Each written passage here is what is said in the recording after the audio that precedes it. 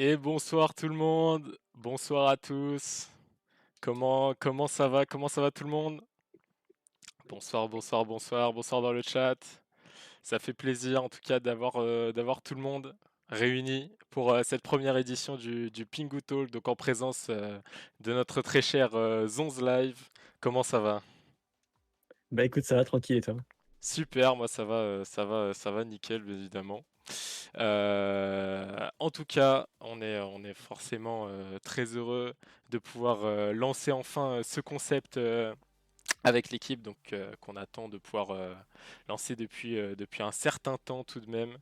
Donc voilà, content d'être ici et puis on va pouvoir commencer. Donc est-ce que tu peux te présenter un peu pour ceux qui te connaissent pas forcément, Zonz, ce que tu fais dans la scène e-sport, tout ça Bah du coup, Zonz Live. Zonz Live, je suis caster de chez Valorcast, caster et couteau suisse de Valorcast. En vrai, de vrai, je touche un petit peu à tout. Je manque de sommeil principalement et on pourrait dire que je suis le plus aigri des deux au cast. Voilà. Ok, ok, très bien. Donc, caster qui met l'ambiance, en tout cas dans les différentes compétitions. C'est cool, c'est très cool. Et donc ce soir, on va pouvoir parler donc de plein de choses ensemble. Avec, comme vous le voyez, donc juste au-dessus là, juste ici. On va commencer par parler du circuit compétitif Valorant en 2024 parce qu'il y a eu beaucoup de grabuge, si je puis dire, sur la scène, avec différentes annonces qui ont fait beaucoup de bruit, notamment de Léo Faria et Riot Marco, de personnes qui, je ne doute pas, sont fort gentilles et malheureusement qui font débat actuellement. Donc je vais vous afficher à l'écran la roadmap, en tout cas de ce qu'on devrait avoir en 2024 sur la scène Valorant. Donc comme on peut voir juste en dessous, première qui est censée être le nouveau mode in-game qui va remplacer donc au fur et à mesure la VRC, donc le tier 3 comme on le sait tous de la compétition Valorant. Juste au-dessus, les Challenger League, qui n'ont pas vraiment changé depuis l'année dernière, même si, bon, certaines qui sont toujours autant à l'abandon, si je peux dire. Et enfin, donc le plus haut niveau de la compétition, donc les VCT avec kick-off, phase de groupe, champions, avec bien évidemment les masters, donc cette année à Madrid et à Shanghai, entre chaque phase. Donc voilà à peu près comment devrait se dérouler la compétition cette année. Et si on en parle ce soir, c'est parce que on se sent un petit peu abandonné par les admins et la direction Riot Games, en tout cas en France. On n'a pas énormément d'infos durant l'off-season et par exemple, on a été informé il y a quoi, 2-3 semaines, il me semble, que ce serait bien l'OTF. Euh, Ouais, pour le coup, bon, nous les OTF, on sait à peu près sur quel pied lancer depuis un petit bout de temps. On avait eu déjà des leaks à droite à gauche. Mhm. Mais c'est vrai que les OTF, l'annonce est arrivée assez tardivement. Ça, ouais, ça fait moins d'un mois qu'on le sait. Euh, Après, pour le coup, tu dis abandon de la part des admins au niveau de la VRC francophone. Ça, je trouve que pour le coup, on taille vraiment beaucoup nos admins VRC FR. Parce que faut bien se dire que ces mecs-là, déjà, ils n'ont pas forcément toutes les infos qui viennent de l'Europe. Ils les ont Mhm. pas en instant. Sauf que les infos de l'Europe, c'est encore les infos NA. Et du coup, ouais, en vrai, les admins de la VRC FR, quand même, mine de rien, ils n'ont pas non plus toutes les fautes, entre guillemets, à leurs attribuer. Mhm. Tu parlais de Riot Marco et de Léo Faria. Bah, pour le coup, moi, c'est vraiment Léo Faria avec qui j'ai un gros problème à l'heure actuelle sur les décisions qui sont prises. Et ouais, tu parlais de scènes qui sont délaissées. Bah, en vrai de vrai, il n'y a qu'une seule scène qui n'est pas délaissée à l'heure actuelle et c'est le VCT. Enfin, c'est les VCT. Et je vois pas forcément la logique de ce move. Ouais. Ouais, c'est vrai, les admins hein, qui font tout de même leur possible, hein, avec le peu d'infos Mm. qu'ils ont de ce que je sais. Hein, c'est vrai que généralement, quand on leur pose des questions ou quoi, c'est souvent ce qui ressort, hein, c'est qu'ils en sont au même stade que nous, hein, en en termes d'information, ils ont pas grand-chose non plus, et je trouve ça quand même sacrément dommageable, si je puis dire, parce que on a quand même une belle scène VRC, hein, partout en Europe d'ailleurs, et faire certaines actions qui viennent d'au-dessus, en fait, qui n'ont pas forcément de sens. En tout cas, à mon humble avis, c'est tout de même quelque chose, quoi. Qu'est-ce qu'on en pense, ça, de Première notamment, qui vient petit à petit remplacer la VRC, de ce que ça apporte, de ce que ça enlève. Bah, honnêtement, première qui remplace la versée, j'attends de voir parce qu'on a quand même 2 splits d'ETF là cette saison, donc j'ai bien envie de voir ce que va donner le second split. Est-ce que ça va être un split qui va jouer seulement uniquement pour du cash prize et un petit peu de fame? Ou alors est-ce que on va se rendre compte assez rapidement et est-ce qu'on va avoir l'autorisation côté européen et France en fait de se dire première c'est bien pour les États-Unis parce que bah ils n'ont pas de problème. Là-bas, il y a un serveur, il y a une VCL. Donc le problème, il est résolu très rapidement. Nous, notre problème, tu l'as dit, hein, en VRC européenne, on a plein de VRC, on a plein de VCL. Et là, c'est le problème qu'on voit au niveau de première contenders, hein. Il y a Mhm. une majorité d'équipes à l'heure actuelle qui ne sont pas des équipes francophones et c'est le problème. Donc tu fais comment réellement pour déterminer qui mérite sa place ou non? Première, moi j'ai un avis très négatif à l'heure actuelle, honnêtement. Mhm. Euh, pour les joueurs, mine de rien, ça fait. Bon, après, ça fait une charge de match qui est quand même moins conséquente que les OTF, mais je trouve ça moins intéressant, honnêtement. Il y a forcément le problème de joueurs d'autres serveurs qui sont pas forcément pouvoir jouer en contenders qui viennent jouer. Et d'un point de vue cast, mine de rien, il n'y a aucune possibilité de caster les games. Et pareil pour les équipes qui voudraient s'investir au niveau de la scène versée. Là, c'est injustifiable de venir mettre des fonds sur une scène première qui a strictement aucune visibilité, quoi. Mhm. Après, bon, on a envie de dire aussi que ça part quand même d'une bonne intention en soi, hein. C'est dans la volonté d'inclure un petit peu tout le monde, en faisant en sorte que le circuit soit directement in-game, que t'aies pas forcément la nécessité de passer par des organisateurs externes, t'inscrire via différents sites ou construire une équipe en dehors du jeu. Et je pense que l'accent il est surtout mis là-dessus, en tout cas côté Riot Games. Après, c'est sûr qu'on en pâtit, je pense, parce que tu l'as évoqué, donc il y a beaucoup de nationalités étrangères à certaines régions. Jusqu'à présent, c'était la VRC, donc organisée par Frix for You, donc qui obligeait les équipes à avoir donc un certain nombre de joueurs francophones, français en tout cas, jusqu'à la saison dernière dans leur équipe. Et maintenant, avec Première, c'est vrai qu'on remarque des équipes espagnoles, allemandes, turques, en fait de toutes les autres nationalités d'Europe qui viennent tout simplement jouer dans le Première France. C'est quelque chose de compliqué effectivement à gérer. Je sais pas encore comment ils vont essayer de régler ce problème, mais là ça commence à être urgent, étant donné que d'après les dernières infos qu'on a, Première devrait bel et bien compter sur le premier split pour les relégations. VCL Alors, versé. première compte bel et bien sur le premier split. Il y a beaucoup d'incompréhension autour de ça, mais ouais, non, première va avoir son impact pour la promotion-relégation. Maintenant, la question, c'est de savoir en quelle forme il va avoir de l'impact.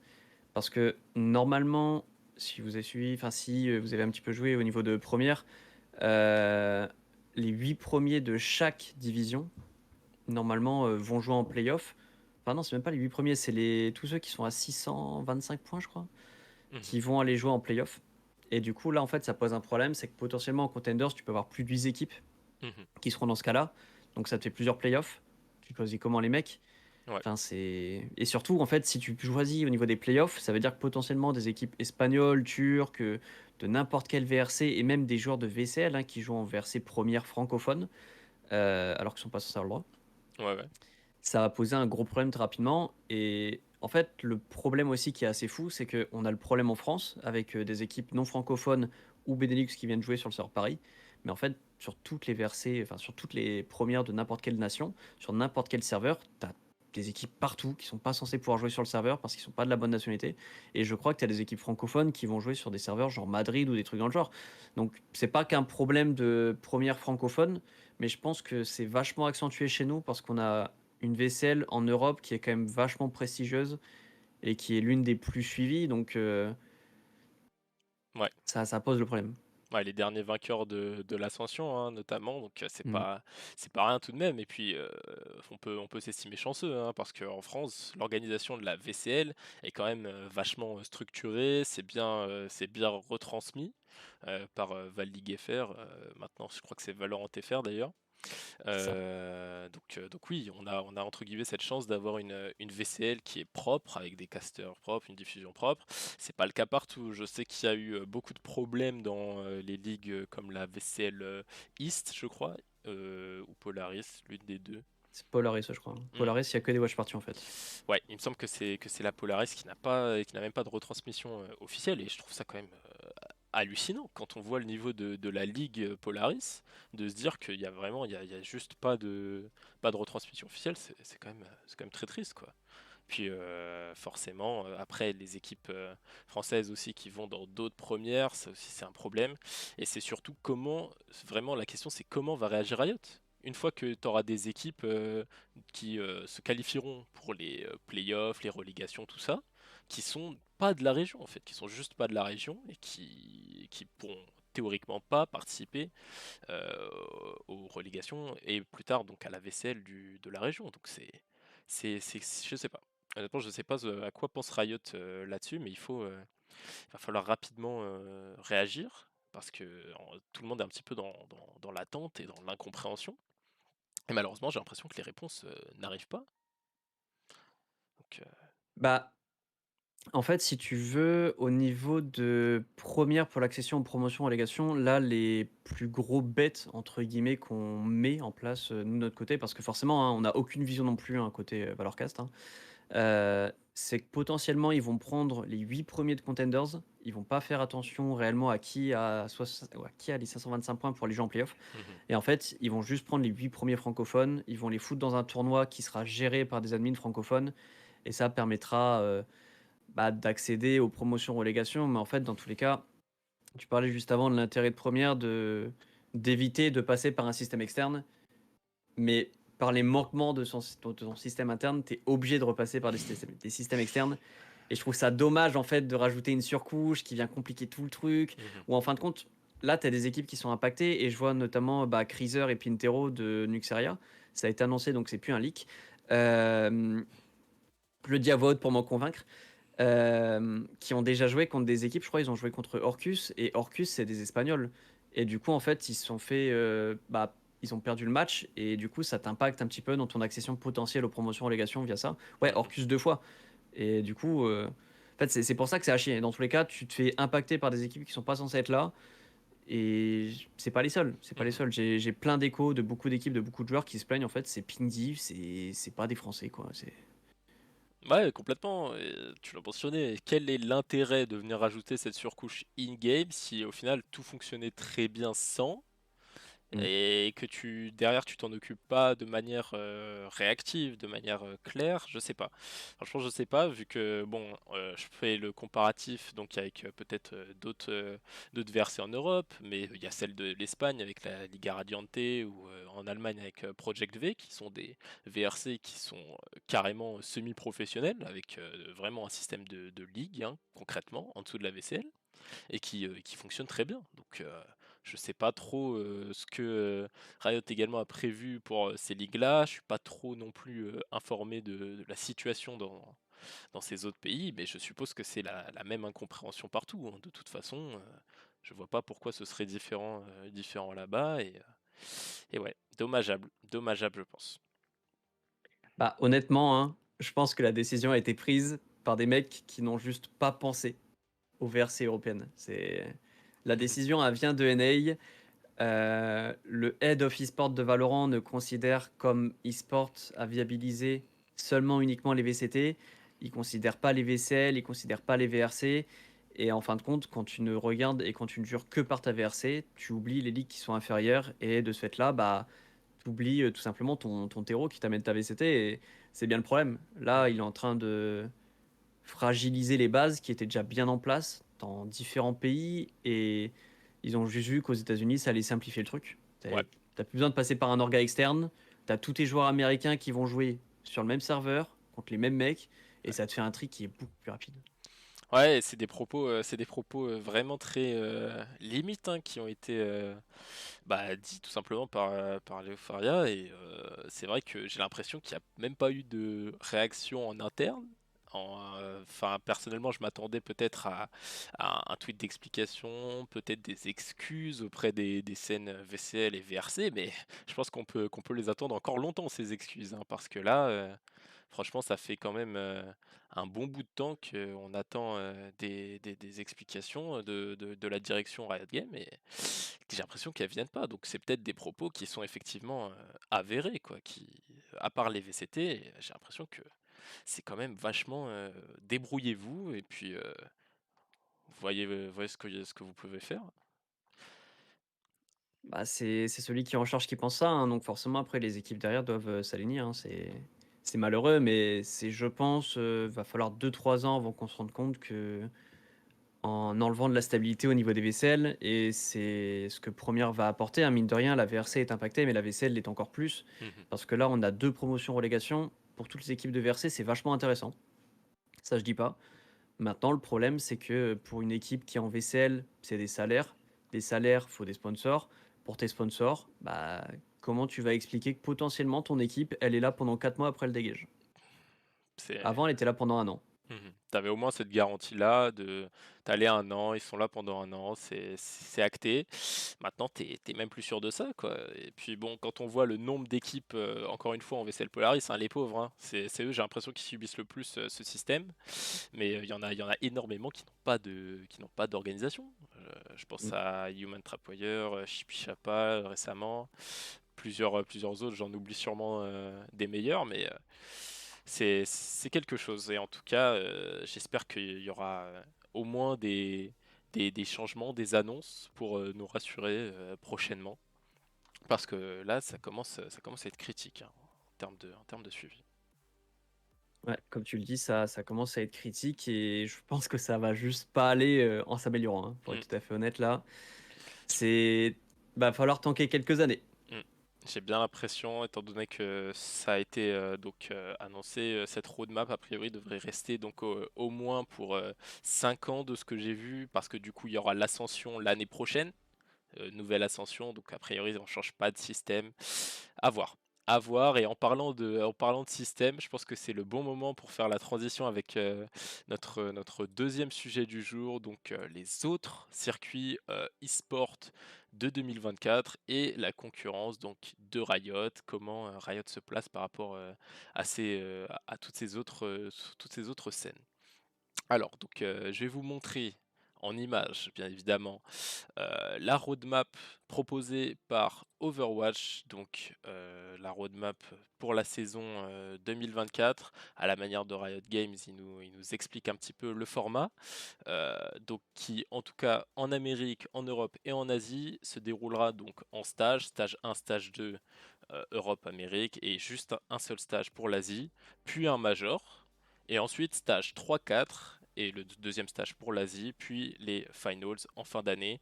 C'est un circuit totalement ouvert, donc les stages sont ouverts à tout le monde. Tu peux t'inscrire avec ton équipe et y participer, à la manière de ce que peut proposer CSGO ou Rocket League, avec donc leurs majors, leurs open qualifiers, etc.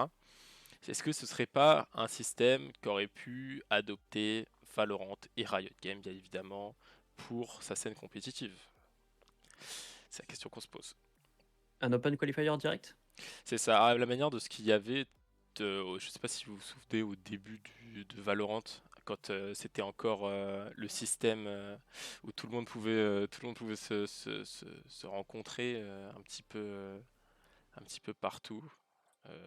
Je me souviens que Vitality avait affronté des équipes de VRC France, etc.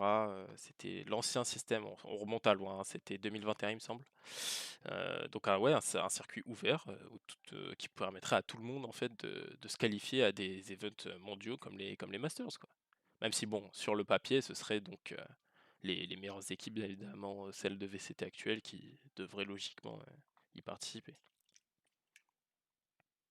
Bah, en fait, on revient au maillon, «faible» entre guillemets, c'est la stabilité économique. Si tu fais du full open, qualifier, tu as plus de stabilité économique Et là, Rocket League, hein, ils viennent de mettre en place justement un nouveau système.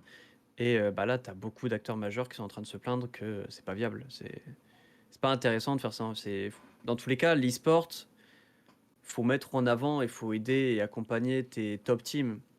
Et pour Mm. moi, tes top teams, ça, c'est à partir du national, donc les VCL sur Valorant, VCL, VCT, et avoir justement ce système où tu peux te qualifier avec des promotions relégation une fois dans l'année, c'est bien, deux fois, je trouve ça déjà beaucoup.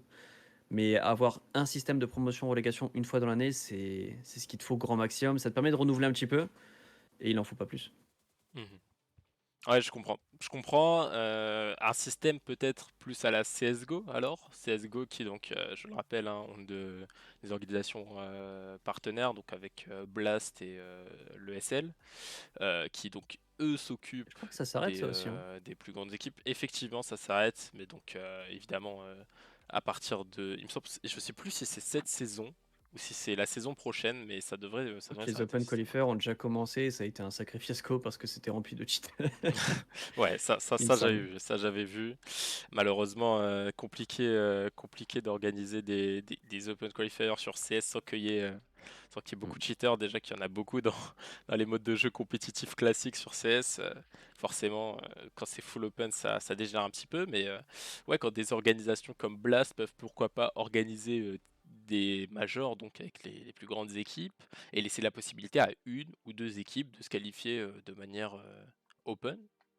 Peut-être que ce serait un petit peu plus viable pour avoir toujours ta ligue au-dessus et en dessous quand même laisser l'opportunité à d'autres équipes, des outsiders, de venir concourir tout simplement.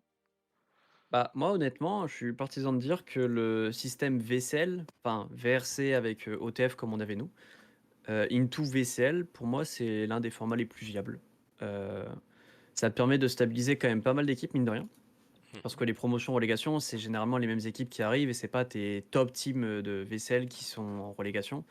Et ensuite, ça te permet de faire justement du roulement, ça te permet de garder une scène amateur qui est quand même bah, investie, hein, parce que si ta scène amateur elle meurt, bah, c'est tes talents de demain qui disparaissent. Et du coup, forcément, il y a un gros intérêt. Mhm. Le format de la VRC, c'est la jungle. C'est vrai, Ouais. c'est un peu vrai. Après, en fait, le problème des VRC, c'est que chacune des VRC a son format et c'est là que Première se justifie, mais Première manque de trop de choses pour moi. Bah déjà un slot coach pour commencer, je pense que ce serait pas mal. C'est... Il Il était y pas annoncé? a bah non, enfin moi j'ai pas vu d'annonce passer et je pense quand même ça assez grave que dans un monde qui se veut dans un mode pardon qui se veut compétitif, que t'aies même pas un slot coach pour tes équipes. Enfin, Mm. comment tu veux te débrouiller avec ça même si tu peux mettre un timeout in-game, ça veut dire que le coach doit prendre la parole, surveiller tout ça. Je sais pas, je trouve ça vraiment compliqué, en tout cas pour rien, alors que pour moi, il y avait possibilité de faire plus simple. Même si tu veux rendre première pour globaliser ta VRC, ce qui est, comme je l'ai dit en première partie, une intention qui peut être louable, il faut que ce soit mieux réalisé que ce qu'ils ont proposé actuellement avec première. Je pense honnêtement que le système peut fonctionner, mais il faut tout simplement mettre de grosses améliorations parce que pour le moment, ça marche pas quoi. À commencer donc par ce truc de région là qui joue entre eux, c'est compliqué. Bah ouais, mais là, du coup, le gros problème, c'est que pour gérer ce problème, faut que tu demandes les cartes d'identité de tes joueurs. Ou alors des certificats de nationalité et compagnie, et ça m'étonnerait que Riot veuille se faire chier avec ça. Et Mm. ça commence à devenir complexe, en fait, à partir de ce moment-là. Voilà. Ouais, ouais, ouais, c'est un peu ça tout le cœur du problème. Mais bon, quand tu regardes les autres circuits compétitifs, tu vois quand même il y a cette liberté qui est donnée à la communauté aussi de s'organiser parfois. Là, je pense tout particulièrement à la scène Rocket League, qui donc avant l'arrivée cette année de ce nouveau format était beaucoup regroupé avec le tier 3, tier 2. Et ensuite, au-dessus, tu avais toujours les mêmes qui se qualifiaient, Vita, KC, BDS, tout ça. Et qui, du coup, ça laissait une certaine marge de manœuvre, en tout cas, à la communauté. Pareil, d'organiser leurs tournois. L'organisation des tournois externes au circuit VCT sur Valorant, c'est un enfer. C'est un enfer parce que ouais, c'est super compliqué. Tu dois demander des autorisations, tout ça. c'est compliqué. Bah, en plus, l'un des trucs qui est le plus complexe, mine de rien, avec l'organisation de tournois sur Valorant, c'est que tu ne peux pas organiser un tournoi sur les mêmes dates qu'une compétition officielle. Donc, Mm. ça veut dire que durant la saison des VCL, tu peux pas organiser de compétition durant ce temps-là. Durant les VCT, c'est pareil. Et en fait, tu te retrouves assez rapidement à avoir quasiment aucune possibilité de créer ton tournoi. Il me semble qu'il y a une licence où bah, tu peux tout simplement, c'est la licence des très petits tournois et c'est celle dans laquelle on était avec la Valor Cup et c'est pour ça que je peux en parler un petit peu en connaissance de cause. Mhm. Mais justement, ouais, tu te retrouves assez rapidement si tu mets plus de 500 balles de cash price, tu ne peux plus faire une cup vraiment ultra libre et tu dois te plier à certaines règles. C'est logique, en vrai de vrai, hein, mais je, je- ouais, je trouve ça assez peu permissif en fait. Et je rejoindrais un petit peu SLD sur le fait que Riot devrait donner un petit peu plus de laisse à la commu, Mhm. pas donner les clés de sa VRC, parce que là honnêtement ce serait la jungle, hein, on va pas se mytho. Ouais, ce serait compliqué. Mais en fait, laisser juste la possibilité de faire plus de tournois, ce serait vraiment bien et les faire plus simplement. Mais après, c'est aussi la marque Riot qui est derrière et t'as envie de garder une marque clean, donc ouais, t'as plein de problèmes quoi. Mhm. Ouais, c'est ça le gros dilemme, mais c'est aussi à Riot de faire le job et les efforts, en tout cas nécessaires pour régler ce problème, si je peux dire ça comme ça, parce que bon, si on regarde du point de vue de Riot, pour eux, tout ça c'est pas un problème.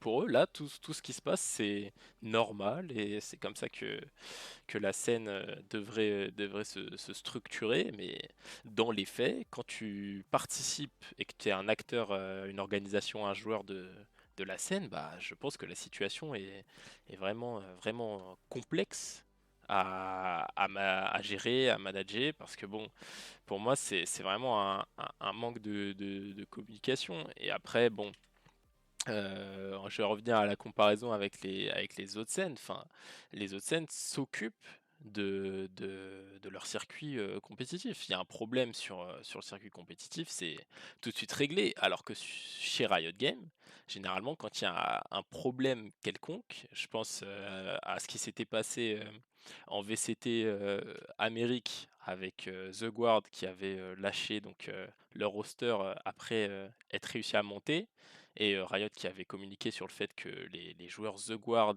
ne pourraient pas garder leur spot VCT de l'Ascension et seraient donc obligés de redescendre en VCL et toute la communauté s'était soulevée contre cette décision absolument injuste, hein, faut se le dire. Et au final, donc G2 qui a pu récupérer une partie des joueurs The Guard, construire ce roster et donc récupérer ce slot d'ascension en Amérique. Mais à la base, le plan de Riot, c'était qu'il n'y ait pas d'équipe de l'ascension aux États-Unis en Amérique pour les 2 ans à venir, quoi. Donc c'est quand même assez grave. Je sais pas comment ils gèrent ça, quoi. Riot place les équipes au-dessus des joueurs en fait. C'est aussi simple que ça et une équipe, c'est une entreprise hein, et forcément une entreprise ça te ramène de l'argent, ça te ramène de la visibilité et Riot a quand même un but lucratif, faut le voir de cet œil-là. Maintenant, je suis d'accord avec toi qu'il y a quand même plein de décisions qui sont pas forcément ultra logiques et je vais tirer sur l'ambulance hein, mais je pense que le problème il a un nom. Il a un nom et c'est Léo Faria honnêtement je spacte, ouais, voilà, Léo, on te voit, je speak des évidences, hein, mais les décisions elles viennent d'en haut, quoi. Les décisions elles viennent d'en haut et honnêtement, à notre échelle, niveau VRC, nous, bah déjà côté Valorcast, on essaye, hein, mine de rien, d'apporter un petit peu de soutien dans, dans les limites qu'on peut, hein, parce que Mhm. Et bien les sûr. limites sont vite atteintes, malheureusement. Mais en fait, voilà, c'est ça le problème, c'est il faudrait qu'il y ait plus de soutien, mine de rien, déjà au niveau de la VCL. Une fois que la VCL serait vraiment stabilisée et bien soutenue, on pourrait commencer à regarder au niveau de la VRC. Mhm. Et là, malheureusement, actuellement, il reste encore beaucoup d'étapes. Ouais. C'est ça, c'est exactement ça. Donc bon, et, peut-être essayer de regarder la concurrence côté Riot, voir comment c'est géré. Peut-être que ça aiderait aussi, hein. Pour moi, ça peut être une solution, en tout cas au niveau managérial, même interne, avec, comme je l'ai dit, donc Léo Faria. Personnellement, tout ce que j'attends de la part de Riot, c'est des explications en soi. C'est pas quelque chose de très compliqué. Il faudrait juste qu'ils soient plus clairs sur leurs intentions, même si bon, on sait tous qu'ils priorisent leur ligue et leurs équipes, évidemment dans un but lucratif hein, pour les sponsors, tout ça. On le sait. Et maintenant, voilà, après, c'est pas une raison pour délaisser tout ce qu'il y a en dessous qui te permet d'avoir ce qu'il y a au-dessus, en fait. Surtout ça, le gros problème. La seule question que moi je me pose, c'est est-ce que Léo Faria a juste déjà regardé et a juste déjà fait partie en vrai de vrai de la scène amateur? Parce que si tu n'en as jamais fait partie et que tu as juste regardé H24 la VCT, bah tu sais pas en fin de compte comment ta VCT elle est construite. Mhm. Des joueurs par exemple comme Demon One qui a été scout par DSJ, donc Disguised, Ouais, qui est arrivé en VCT et qui a gagné les VCT, bah sans ta scène versée, ce jour-là il apparaît jamais. Ce jour-là, il est même jamais vu si t'as pas une versée qui est diffusée. Et là, le problème avec Première, hein, on y revient, mhm. Ouais, mais ouais, t'as pas de slot coach, t'as pas de slot cast. Ta diffusion actuellement, c'est juste des joueurs qui prennent en vrai de vrai le risque de leak leur map pool et de leak leur strat sur les maps. Il y a complètement. aucun intérêt de faire ça. Mhm. Ouais, ouais, ouais, complètement, complètement. Et c'est là que tu vois que franchement, c'est tout aussi important que les VCT d'avoir une versée au final pour justement que les talents de demain soient reconnus. Hein. C'est aussi simple que ça. Donc ouais, vraiment, en plus, il y a de belles pépites en VRC. Et encore une belle transition pour notre prochain sujet. Ces pépites de VRC qui ont été annoncés tout récemment. C'est notre prochain sujet. Donc, les annonces des différentes équipes de l'OTF, les joueurs, bien évidemment, les nouvelles formations de cette saison, de ce début de saison en tout cas 2024 avec donc le premier split de l'OTF et donc première à côté.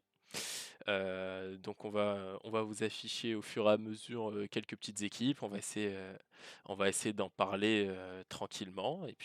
Et puis voilà. Donc tac, je vais vous montrer à l'écran tout de suite donc le premier roster dont on va parler, celui d'Amazing, celui qui a été annoncé tout récemment par la structure avec Stike, Nuevo, Hawks, Vali et Hero. Donc 5 joueurs qui sont vraiment très très bons dont un ancien de chez nous, Nuevo, donc qui avait joué la Coupe de France et donc une partie bien évidemment de l'off-season avec notre équipe. Qu'est-ce qu'on en pense de ce roster amazing tout récemment annoncé là? Bah moi honnêtement, je pense que c'est un roster qui ira chercher le top 8. Euh, le top 4, je pense que de toute façon on va revenir dessus parce que c'est vraiment les grosses annonces de la VRC. Mhm. Mais pour moi, ouais, c'est un roster qui va se stabiliser, qui devrait régulariser le top 8. En vrai de vrai, je les vois mal ne pas aller se placer sur ce dernier. Mhm. Maintenant, à voir, parce qu'on a encore des talents qui restent à découvrir. Hein. On se souvient de PBL la saison dernière, hein, qui a fait une entrée fracassante et qui a surpris tout le monde. Et maintenant, il faut partie des favoris. Complètement. Et notamment pas mal de joueurs de PBL. Hein. Ouais. Donc, ouais, je sais pas. Pour moi, Amazing, c'est une équipe très stable. C'est une structure très stable avec beaucoup d'XP. Mhm. Donc, non, je pense que ça va proposer de belles choses. Et surtout, il y a Hawks, hein, mine de rien. Pour moi, Hawks, c'est vraiment le joueur le plus strong de toute l'équipe. Hein. Il a prouvé avec Cicadass la saison dernière en Coupe de France. Ouais. Donc, pour moi, Hawks, vraiment, là, c'est son année. C'est son année. Il va réussir à faire de très, très grosses choses. Et c'est vraiment le joueur qui, selon moi, est le plus susceptible de proposer de très belles choses. Même si, il ne faut pas non plus oublier les 4 autres joueurs hein, qui vont être plus que talentueux. Donc, il faut essayer de voir ça. Ouais, ouais, ouais, beaucoup de recrutement à l'international hein, de ce que j'ai vu pour Amazing, donc avec Mm. deux joueurs inter. Je sais pas trop ce que ça vaut, honnêtement. Après, bon, évidemment, je connais bien nos amis Hawks, Nuevo en particulier. Honnêtement, je sais pas trop à quoi m'attendre. Bien évidemment, un top 8 pour moi, ça me paraît évident pour Amazing. Mais est-ce qu'on peut aller chercher plus avec cette équipe composée d'inter qu'on connaît pas forcément? Personnellement, je sais pas. Je sais pas, est-ce qu'on peut aller vraiment plus loin? Parce que bon, mis à part Amazing, des rosters que j'ai pas forcément mis dans ceux qu'on va parler après, je pense à celui de Bakim Corp, avec Yosei Mm. qui est dans le chat d'ailleurs. Bonsoir Yosei. Ceux de Colors, Exalti, donc le roster qui c'était les anciens Non, c'était pas QLF? QLF, Extreme. Ah oui, c'est ça, c'est QLF X Extreme qui donc forme tout de même un roster qui se connaissent bien. Donc beaucoup de prétendants cette année, hein. Et bien évidemment, je vais vous afficher d'autres rosters. Donc là, on a celui de F9, F9 Ethic, avec Nate, B2K, Fekulin, Vicious, un roster qui avait fait beaucoup de bruit hein, quand il avait été annoncé. Celui-là, je me souviens, ça avait été un vrai tremblement de terre, en tout cas qui a lancé une sacrée vague d'annonces. Donc Ouais. ouais, est-ce qu'on peut aller chercher le top du top pour Amazing face à d'aussi gros rosters? Bah, pour moi, là, du coup, mon top 4, hein, forcément, il y a le roster du clown de combat, Fallon 9, hein, qui va être, bah, c'est les grands favoris. Je pense que Fallon 9 va prendre son slot en vaisselle à l'issue de ce premier split. Et Mhm. s'ils ne le prennent pas à l'issue du premier split, ce sera à l'issue du second. Je vois pas comment ils n'arriveraient pas à atteindre la vaisselle cette année. D'accord. Ensuite, tu as Bakim Corp. Bakim Corp avec beaucoup de très très bons joueurs. J'attends de voir ce qu'ils vont proposer, mine de rien. Parce qu'on a souvent vu beaucoup de rosters avec de très bons joueurs. Maintenant, je suis convaincu qu'ils vont être de sérieux rivaux à cette équipe de F9. Donc, ça va être très intéressant à suivre. Ouais. C'est vraiment pour moi les deux grands favoris. Honnêtement, là, VRC, tu as deux équipes qui se sortent vraiment du lot. Du coup, Bakim Corp et F9. Les deux plus gros prétendants au Up and Down. Maintenant, faut faire attention parce que tu as quand même Cicadas et Colors qui sont en embuscade. Mhm. Et ça va être deux équipes aussi à surveiller très très près. Cicadas qui, la saison dernière, a trébuché aux portes du podium avec Clanic Esport. Ils ont perdu en fin de compte bah, le seul BO3 qu'il fallait pas perdre. Et c'était le premier BO3 qu'ils perdaient de leur saison. Donc Ouais. ouais, c'est un peu triste hein, en vrai de vrai. Ouais, c'est triste. C'est très triste, Mais Clanic, ouais. honnêtement, je pense que Colors et Cicadas vont avoir des choses à proposer. Ils vont être très très dangereux et vraiment il va falloir les suivre de très près. Et après, niveau top 8, bah ouais, t'as des Exalti, t'as des Amazing. Euh, et après, j'ai oublié plein de noms d'équipes, donc je vais pas faire l'affront. Pingu Sport, j'attends de voir. Honnêtement, j'attends de voir. Je connais le roster, en fin de compte. Hein, je le connais un petit peu, je vois les têtes. Donc ça peut être un bon roster. Maintenant, bah, faut voir, parce que pour moi, le top 8 est déjà ultra stack. Ça va être compliqué maintenant d'aller mine de rien chercher les deux derniers slots. Ouais. Ouais, ouais, complètement. Il y a de très belles équipes cette année. Bien évidemment, on a parlé du roster Cicadas que je vous montre aussi. Voilà, j'ai l'image. Donc, c'est avec Noax, Spike, Flavian Wicit, Utah. On voit des anciens de Clanic, bien évidemment. On va voir donc ce qu'ils peuvent proposer. Tout le long de cette année, ça va être super intéressant à suivre, bien évidemment. Notre roster qui n'a pas encore été annoncé, je le rappelle, on devrait être annoncé d'ici vendredi. En tout cas, c'est ce qui a été prévu de notre côté. On annonce un peu après tout le monde. Voilà, la veille de la compétition, on garde le suspense jusqu'à la fin. Mais bon, je pense que toutes les équipes donc du top 8 de l'année dernière et celles qui se sont rajoutées donc cette année avec Kim Corp, Cicadas, etc. Ça va faire, je pense, un top 16 extrêmement stack côté VRC France. Ça va être quelque chose, hein. Bah nous, généralement, on aime bien l'appeler le top 20. Donc le top 20, c'est les équipes qui sont en K2 ou qui sont vraiment close du K2. Mhm. Et c'est vrai que là, le top 20, mine de rien, va être le top 20 le plus stack qu'on ait jamais vu. Et moi, j'aime bien dire cette phrase, en fait, à chaque saison, à chaque début de saison, parce que c'est toujours vrai. À chaque début de saison, c'est vraiment la VRC la plus stack qu'on ait jamais vue. Et en Mhm. fait, ça prouve que la VRC francophone a vraiment du talent, hein, et c'est dommage de ramener première là-dessus, quoi. Voilà, je me sens obligé de le dire, c'est dommage. Ouais, Maintenant, c'est vrai, oui, putain, on va faire une tier list qui va être, bah, encore une fois, décriée par la critique. la fameuse. Et ouais, bah, la fameuse tier list qui fait toujours couler de l'encre en début d'étape. Mhm. Maintenant, en vrai, on est de plus en plus accurate au niveau de notre tier list, donc je reste assez confiant. Ouais, de plus en plus, de plus en Mais plus. honnêtement, ouais, bah du coup, forcément, hein, t'as des équipes, je vois les Nuxeria qui sont quand même bien représentés sur le chat ce soir. Ouais. Pingu, t'es présent. Euh, Vous faites partie des équipes, du coup, moi, que je qualifie un peu largement top 20, qui ont la place pour aller chercher le top 8. Maintenant, faut prouver sur l'étape, quoi, et c'est très très compliqué. Ouais. Ouais, ouais, ça va être quelque chose en tout cas. Va falloir se battre hein, sur cette première étape. En tout cas, ça va dessiner tranquillement, je pense, un Surtout qu'il y a 3 étapes, top hein. 8, hein. Ouais, 3 étapes, ça va être très très court. Bon, il y a la GA évidemment dedans. Je sais pas si toutes les équipes devraient participer. Bon, Ouais, spoiler alert de notre côté, c'est prévu. je crois que je l'ai Voilà, déjà vu sur le truc. une petite. Ouais, ouais, ouais, on y était la saison dernière, donc avec. Non, mais je veux dire, je vous ai déjà vu inscrit, Ah ouais? Et bah non. il me semble. Ah bah, autant pour moi. J'ai vu d'autres équipes alors. Ouais, ouais, ouais. Non, non, nous on n'est pas encore inscrits. A priori, on va le faire sous peu. Un beau top 8, hein. Un très très beau top 8 malgré tout. Je pense que beaucoup d'équipes ont leur place dedans, dont nous. Bien évidemment, je ne serai pas objectif là-dessus, hein, je pense que tu t'en doutes, hein. On va chercher le top 1, bien évidemment. Et puis voilà, mais c'est vrai que outre tout ça, première qui vient un petit peu casser ça en deux, étant donné que tu as des équipes qui ne font pas première, mais qui Mmh. font l'ETF, qui ne seront pas dans première. Donc potentiellement, tu as des équipes qui ne joueront pas le top 8 en ETF, qui pourront se qualifier via première au playoff, slash relégation, slash promotion.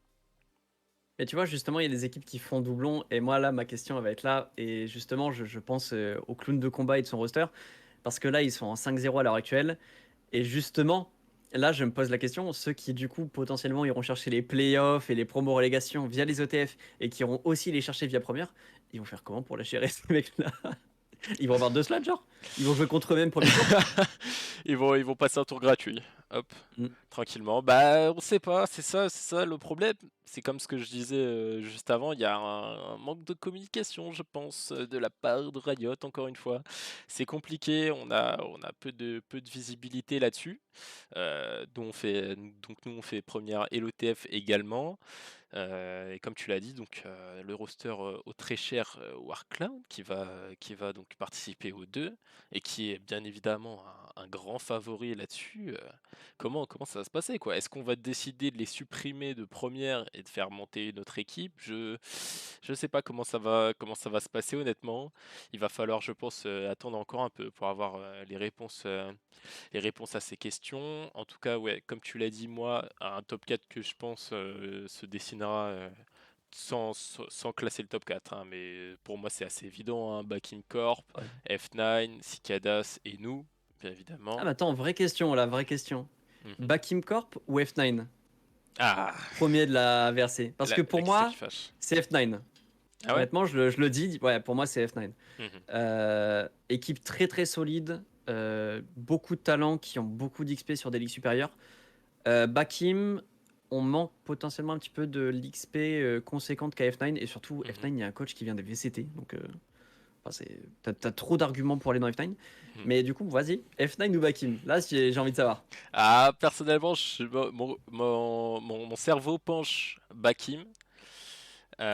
Parce que en fait, de ce que j'ai vu, en tout cas, l'équipe est quand même passée par la case bootcamp. Ouais. Ils ont pas non plus 0 XP, c'est des joueurs qu'on Non, bien connaît. sûr. Ça reste des gros contenders.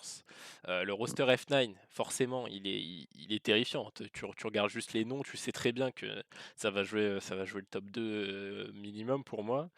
Et puis voilà, mais donc ouais, la guerre pardon, avec Bakim Corp va être très très tendue. Et j'ai très hâte hein, de suivre tout ça de très très près, en tout cas, bien évidemment, c'est quelque chose. Après, Backing Corp, en tant qu'organisation, personnellement, ce que j'ai vu, ça vient d'apparaître, quoi. Donc, d'où est-ce qu'ils sortent? Ça, j'ai pas plus d'infos que ça là-dessus. J'ai essayé de me renseigner et de ce que j'ai vu, donc ça appartiendrait à un certain Twitos de la Twittosphère qui détiendrait l'organisation. Donc là-dessus, j'ai pas trop de réponses sur d'où ils viennent, mais hâte de les voir. Ça, c'est clair. Bah moi je te dirais, faudra rester à l'affût sur Valorcast, potentiellement, hein, potentiellement durant la saison, va peut-être y avoir des contenus qui vont spawn de notre côté, justement, pour essayer de connaître un petit peu mieux toutes ces équipes et compagnie donc ouais, faut rester à l'affût Excellent, et excellent. on Et en apprendra bah, peut-être un petit peu plus. Eh ben super, on va aller suivre Valorcast évidemment et en parlant de Valorcast, hop là, nouvelle transition absolument incroyable, on passe à notre quatrième sujet de la soirée. Donc quels sont 11 les projets de Valorcast en 2024? Qu'est-ce qui arrive de votre côté? Qu'est-ce que vous avez prévu pour notre très chère scène VRC France? J'ai hâte d'entendre tout ça. Bah, déjà, je commencerai en disant que c'est pas forcément le bon caster Valorcast pour obtenir toutes les informations de Valorcast en 2024, parce qu'il y en a un qui aime bien leak tout ce qui se passe. Oh mince. Euh, Notamment Mylène qui avait déjà leak les ETF qu'on n'avait pas encore annoncés. Enfin bref, je n'en parlerai pas plus. Non, mais en vrai, plus sérieusement, côté 2024, je vois pas de quoi tu parles, bizarre. Non, Bizarre. en vrai, on compte mettre en place pas mal de contenu autour de la versée, notamment après les étapes pour justement combler un petit peu les trous qui vont être créés. Et en vrai, bah, ça permettra d'en connaître un petit peu plus sur toutes nos équipes et sur tous nos joueurs qui composent cette versée. Et ensuite, bah, en vrai, on va continuer à casser les OTF, on va continuer à faire ce qu'on a fait toute la saison dernière et on va continuer Mhm. à espérer vous faire kiffer. Surtout qu'on apporte Valorbet. Je crois que tu t'es inscrit sur Valorbet, Pierre-J. Eh oui, je suis Euh, inscrit. Je suis même mm, plutôt bien placé. A priori, là, c'est la dernière compétition ah ouais? ouais, qu'il y a eu donc avec, Ah ouais, t'es quatrième. je sais plus, je sais plus, le La Well Well Played Played, Cup. ouais, la Well Played Ouais. Cup. J'ai participé un petit peu à ce mini-jeu de Valorbet et c'est vraiment cool en tout cas comme initiative parce que c'est vrai que donc la scène VRC est pas trop couverte hein, en termes de paris. Je pense à C'est pas des comment il paris. s'appelle? Oui, bon, c'est pas des Toute la c'est des nuance est là, c'est des pronostics. prédictions. Voilà, exactement, des prédictions pronostiques. C'est ça, des prédictions pronostiques. Donc oui, il n'y a pas d'argent en jeu, ce sont des Mm. points. Quels sont le nom de vos points très C'est des exactement? coins. Des coins? L'appli, elle est en bêta, il n'y a pas de nom. Oh, bah, ce sera peut-être les Valor Coins à l'avenir. En tout cas, ouais, Peut-être. ça m'a fait super plaisir de voir qu'il y a ce genre d'initiative parce que bon, moi je connaissais comment ça s'appelle? C'est je sais plus quoi. Go Draft. GoDraft, c'est ça. GoDraft en appli donc e-sport qui sont pareils sur des pronostics sans argent avec un jeu de cartes de ce que j'avais vu. Ouais. Moi j'étais pas trop dedans honnêtement parce que bon bah je m'y plaisais pas trop, tu vois, je trouvais pas trop d'intérêt, surtout que c'était l'off-season, pas trop de Valorant. Et là franchement Valorbet ça m'a remis dedans. Ça m'a redonné cet esprit de joueur, envie d'avoir raison sur les pronostics tout simplement. Donc ouais, c'est super cool, super cool. Et est-ce que vous, de votre côté, vous avez prévu peut-être de faire évoluer ça au-delà de Valorant ou pour le moment ça va rester sur du Valo? Bah, l'ambition de Valorbet, c'est forcément que ça nous accompagne dans un premier temps. Ensuite, à l'avenir, en fait, faut voir, déjà si on stabilise le site ou non, comment on arrive à maintenir le site parce que là, du coup, à chaque étape, on va aussi faire gagner un battle pass. Mhm. Hem, donc faut qu'on trouve la trésorerie quelque part. Forcément. En fait, il y a plein de questions comme ça auxquelles on doit répondre et Mhm. surtout, il y a la question de est-ce que même Riot accepte réellement le projet ou non? On a regardé et normalement, on est dans les clous. Maintenant, va quand même falloir qu'on demande après l'étape 1. Mhm. Bah, voilà, il y a plein de questions en suspens. Mais ouais, non, l'objectif, c'est de faire évoluer Valorbet. Maintenant, je pense que ça va surtout être spécialisé sur Valorant. Donc, moi, non, voilà. Valorbet est amené à évoluer normalement. Ok. Maintenant, à voir jusqu'où. Donc avec vous, hein, tout simplement. Et donc ça m'amène à une autre question. Est-ce que vous, en tant que caster, vous avez prévu d'aller peut-être plus haut, d'aller plus loin? Viser plus haut que la VRC, même si forcément c'est pas toujours simple. Mm. Est-ce que c'est quelque chose que vous avez en tête peut-être avec Mylant? Je vois que ça vous fait doucement sourire Mylant et toi dans le chat. Comment ça se passe? Bah, ça se passe, hein, on va caster la VRC, j'ai envie de te dire. On va essayer de caster des LAN. Non, mais en vrai de vrai, là, bah, si on est appelé à faire la vaisselle, pourquoi pas, hein, avec grand plaisir. En fait, c'est même pas pourquoi pas, hein, c'est on y va, on galope. Maintenant, on est bien en VRC1, Non on va mais pas se mytho. je peux pas contredire. C'est vrai qu'on est quand même bien loti en VRC. C'est un petit peu la maison maintenant, la casa. On est, Mm. euh, on est, on est installé et puis Et puis forcément, c'est toujours compliqué de se projeter autre part. Mais ouais, ça reste intéressant à savoir. Et puis bon, après, forcément, est-ce que ce sera possible de continuer en tout cas sur ce format pour toujours en tant que casteur? Je sais pas trop comment vous le vivez. Je sais que donc toi, tu fais encore des études, c'est ça? Ouais, alors moi justement, quand j'en parle un petit peu avec des gens, que je rencontre ou alors, mon entourage proche, Mhm. généralement on comprend pas forcément, à quel moment je dors parce qu'en gros moi je suis en alternance, je suis en master en alternance. Ok. Donc j'ai des études, j'ai des DS et des TD à rendre, à côté de ça du coup je bosse, à côté de ça je fais Valorcast donc je honnêtement là le rythme de sommeil de mon côté il est un peu cramé, on va pas se mytho Ouais. et ouais, bah, il y a beaucoup de choses mine de rien que vous voyez pas non plus qui Mhm. se passe chez Valorcast. Il y a une grosse équipe, donc faut pas non plus que je m'attribue tous les mérites. Je vois notamment Psychic, qui est le dev du coup de Valorbet. Mais c'est pas le seul, hein. Il y a tout le staff de la Valor Cup qui nous a aidés. On a encore du staff, mine de rien, qui travaille un petit peu dans l'ombre sur des projets qui sont pas encore annoncés. On a encore un gros projet potentiellement qui devrait arriver sur lequel on va mobiliser beaucoup de staff Valorcast. Donc, Intéressant, je suis pas intéressant. seul. Mine de rien, je dors peu, mais comment dirais-je? On n'en serait pas là où on est aujourd'hui côté Valorcast si on n'avait pas un entourage qui était aussi exceptionnel. Donc, faut aussi donner un peu de respect, de gratitude aux personnes qui le méritent, tout simplement. Bien évidemment, on remercie. Et Mylène qui m'aide beaucoup, hein, forcément, je l'ai pas cité, mais c'est une évidence, hein. Bien Mais évidemment, bien ouais. évidemment. On remercie tout le crew Valorcast, hein, parce que c'est vrai que vous offrez quand même une certaine qualité, un certain professionnalisme en tout cas sur cette scène VRC. Et puis c'est vraiment agréable en tout cas de voir comme ça en train d'essayer d'aider comme vous pouvez à votre échelle, hein, forcément la communauté Valorant FR, en tout cas en VRC. Et puis on est super content de vous avoir sur toutes ces étapes. Donc cette année, quelles étapes vous avez prévues de cast? Est-ce qu'il y a des étapes que vous ne ferez pas? Je sais que c'est possible. Non, normalement, on fait tout. Mhm. On s'est même pas posé la question, j'ai pas de mytho.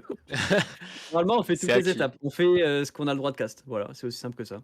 Ok, très bien, très bien. Et en termes de LAN, la GA, peut-être d'autres LAN?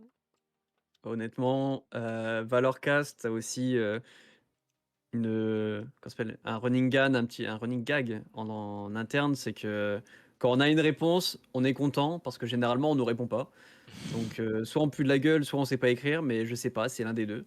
Mhm. Mais non, généralement on n'a pas de réponse, donc on sait pas, hein, on verra bien. On verra bien. Si on a l'occasion de faire des LAN, ouais, on en fera, mais sinon, de toute façon, on va faire la VRC, on va continuer à faire des tournois offline, enfin en online plutôt, comme on fait à l'heure actuelle avec Wellplay Cup, les SFAM Games potentiellement qui devraient revenir cette saison, je crois. Mhm. Donc encore pas mal de tournois justement online qu'on va continuer à assurer.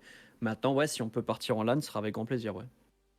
Ok, très très bien, très très bien. Et du coup, votre fameuse Valor Cup, est-ce que le format a prévu d'évoluer? Est-ce qu'on aura peut-être d'autres éditions, peut-être plus régulièrement à l'avenir? Je ne sais pas, vu qu'on avait parlé tout à l'heure de l'organisation. Bah, de toute façon, Millet l'a déjà dit, donc en vrai de vrai, c'est plus un mystère, hein. Va bel et bien y avoir une Valor Cup 2. Maintenant, plus régulièrement, en fait, le problème, c'est ce que je te disais un petit peu juste avant, c'est la trésorerie. Les 400 billes qu'on a mis, c'est les 400 billes qui venaient de nos poches, quoi. C'est pas de sponsor ni quoi que ce soit, donc Ouais.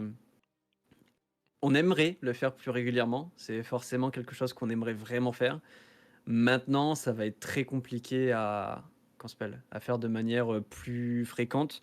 Mhm. On devrait normalement faire au moins une Valor Cup par an, en fait, hein. Là, de toute façon, c'est plus un mystère, hein. Ça a plu la première étape et nous, ça nous a plu. Enfin, la première Valor Cup. Mhm. Donc, on va essayer de régulariser un petit peu le truc. Maintenant, plus fréquente, je pense pas. Et surtout, ça trouverait pas forcément sa pertinence de faire une Valor Cup dans la saison, quoi. Là, c'est vraiment pour célébrer la fin de saison et pour préparer la suite. Ok, donc vraiment un tournoi plutôt axé off-season. C'est quand il ça. n'y a pas d'autres events en même temps. C'est vrai Ouais. que c'est quand même bien pour toutes les équipes, hein, même nous, d'avoir ces tournois d'off-season qui sont là bah, pour animer, hein, tout simplement, et bien évidemment gagner quelques sous-sous directement des poches des très généreux Zonzlive et Myland. On adore. Mmh. C'est un véritable plaisir. Ok, bon bah écoute, super. J'espère que en tout cas vous pourrez tous trouver votre compte, hein, les sponsors, hein, si on a par hasard qui sont sur ce live, hein, n'hésitez pas. Nous avons 11 Live juste ici, moi-même avec une magnifique structure qui vous permet de suivre cette émission. Voilà, on est tous les deux en train d'attendre votre petit coup de pouce, si je peux dire ça comme ça. Donc ouais, très très cool. Et puis j'ai hâte de vous voir tous les deux ce week-end au cast. Ça va être la régalade comme à chaque fois, bien évidemment.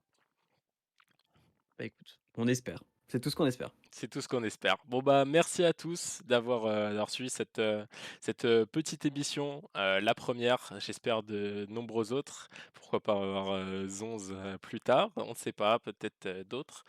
Merci à tous d'avoir suivi ce live. On dit tous au revoir à Zonz, au revoir Zonz. Salut. Et on se voit très très vite donc pour une prochaine. Merci à tous et bonne soirée de Saint-Valentin aux jeunes amoureux. Voilà, parce qu'on n'oublie pas, Il c'est y la a que Valorant, Saint-Valentin. hein. Personnellement, c'est solo queue, voilà. Il y aura pas de Je vais aller acheter une Saint-Valentin. plaque et après j'irai plus chez moi, hein. Donc bon, forcément, c'est pas pour tout le monde, mais bon, voilà. On précise. Merci à tous d'avoir suivi ce live. Devrait y avoir des petites rediffs, des petits best-of sur nos autres réseaux.